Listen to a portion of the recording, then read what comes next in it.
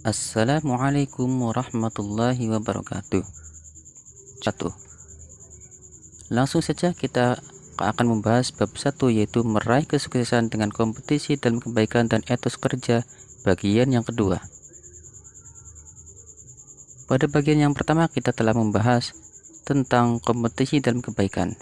Sedangkan pada bagian yang kedua ini kita akan membahas tentang etos kerja sesuai dengan Quran Surat At-Taubah ayat 105. Mari kita bersama-sama membaca Quran Surat At-Taubah ayat 105 dengan tartil.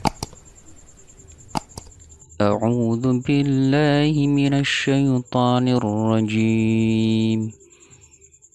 Wa qul i'malu fasayarallahu 'amalakum wa rasuluhu wal mu'minun.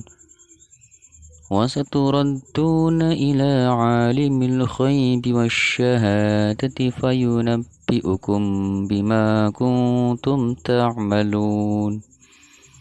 Shadaqallahul azim. Artinya, dan katakanlah, bekerjalah kamu, maka Allah akan melihat pekerjaanmu.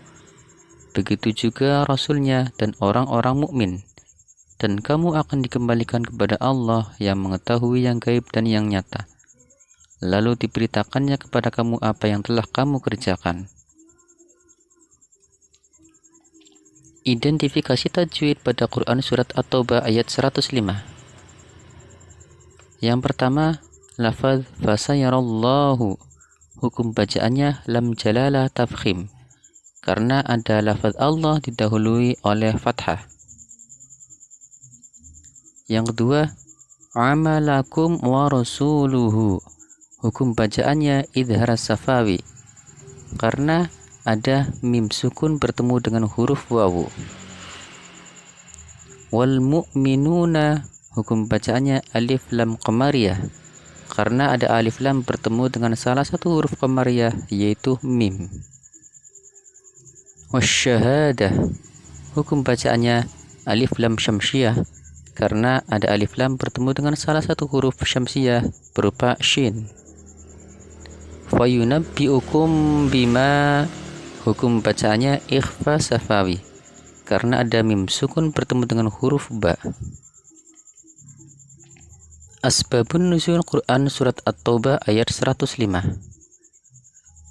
Menurut kitab Lubabun Nuqul fi Asbabin Nuzul, seusai berperang, Rasulullah Sallallahu Alaihi Wasallam bertanya, siapakah orang-orang yang terikat di tiang ini? Ada seseorang menjawab, mereka adalah Abu Lubabah dan teman-temannya yang tidak ikut berperang. Mereka bersumpah tidak akan melepaskan ikatan tersebut kecuali Allah sendiri yang melepaskannya. Kemudian Rasulullah Sallallahu Alaihi Wasallam bersabda, aku tidak akan melepaskan mereka kecuali jika diperintahkan oleh Allah Subhanahu wa Ta'ala. Karenanya Allah menurunkan Quran Surat At-Taubah ayat 105. Kemudian Rasulullah melepaskan dan memaafkan mereka. Tafsir Quran Surat At-Taubah ayat 105. Menurut tafsir Al-Misbah, ayat ini mendorong manusia untuk lebih mawas diri dan mengawasi amal atau pekerjaan mereka. Allah mengingatkan mereka bahwa setiap amal baik atau buruk memiliki hakikat yang tidak dapat disembunyikan. Amal tersebut akan disaksikan oleh Allah, Rasulullah, dan orang-orang yang beriman. Pada hari kiamat, Allah akan membuka tabir penutup yang menutupi mata mereka sehingga mengetahui dan melihat secara langsung hakikat amal mereka sendiri. Hadis tentang etos kerja. An Abi Abdullah Zubair bin al-Awwam radhiyallahu anhu qala Rasulullah sallallahu alaihi wasallam, la ya'khudha ahadukum ahbulahu thumma ya'ti al-jabala fayati bi huzmatin min hatabin ala dharihi fayabi'aha fayakuffa Allahu biha wajahu khairul lahu min ayyas alan nasa a'tahu aw mana'uhu. Rawahul Bukhari.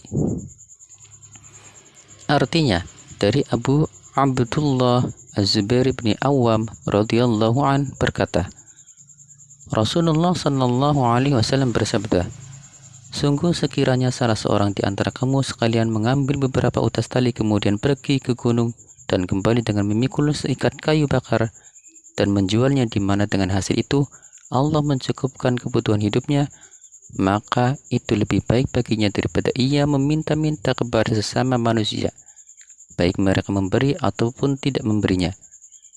Hadis riwayat Bukhari. Tujuan bekerja dalam Islam. Bagi seorang muslim, etos kerja bukan hanya bertujuan memenuhi kebutuhan hidup duniawi, tetapi tujuan mulia yakni beribadah kepada Allah Subhanahu wa taala. Secara rinci tujuan bekerja dalam Islam adalah sebagai berikut. Yang pertama, meraih ridha Allah Subhanahu wa taala. Yang kedua, menolak kemungkaran. Ketiga, kepentingan amal sosial. Serta yang keempat, memberi nafkah keluarga. Adapun cara meningkatkan etos kerja. Yang pertama, membuat skala prioritas dari semua pekerjaan yang mendesak untuk segera diselesaikan. Yang kedua, meningkatkan semangat, pengetahuan, dan keterampilan yang menunjang pekerjaan. Ketiga, saling memberi motivasi kepada rekan kerja agar terjaga komitmen untuk maju dan sukses bersama-sama. Yang keempat, menciptakan suasana kerja yang nyaman dengan saling menjaga perasaan rekan kerja. Serta yang kelima, melibatkan teknologi canggih dalam proses pekerjaan. Manfaat etos kerja.